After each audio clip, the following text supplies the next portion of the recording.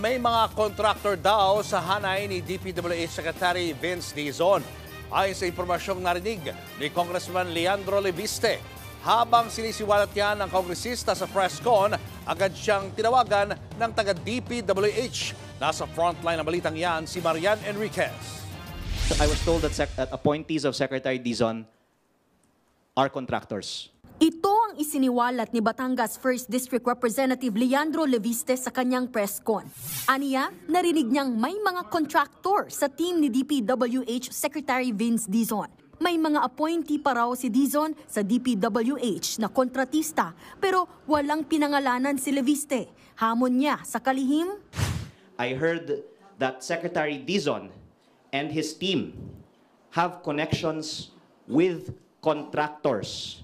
And in the interest of transparency, should disclose all of their connections with contractors and any knowledge that they have on the possibility of kickbacks from DPWH projects.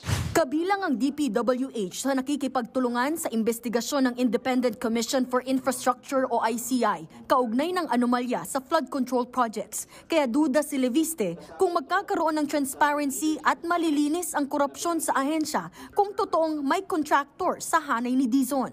Sa gitna nga ng presscon ni Leviste, nakatanggap siya ng tawag mula raw sa opisina ni Secretary Dizon. I really don't know who's the contractor in your team, but if you can ask them and come clean to the public, then that would, I think, be a sign that there's real change now in DPWH.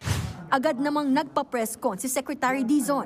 Nagpasalamat siya kay Leviste pero humiling na magbigay pa sana ng detalye ang kongresista. Sa pagkakaalam daw ni Dizon, walang koneksyon sa kontratista ang kanyang mga sinamang undersecretaries nang mailipat siya sa DPWH. Gayunman, pinangako ng kalihim na paiimbestigahan ang impormasyong narinig ni Leviste. Tatanggalin ko po yung taong yon immediately. At kung kinakailangan, kakasuhan ko pa yung taong yon. That's very important to me, no, na malaman talaga. No, kung sino yan, kung ano ang circumstances nung narinig niya, importante sa akin yan. No, and I will look forward to having a conversation with Congressman Leviste on that. No, so very clear. No, hindi ko papalampasin yan kahit. Nagbabalita mula sa frontline, Marian Enriquez, News 5.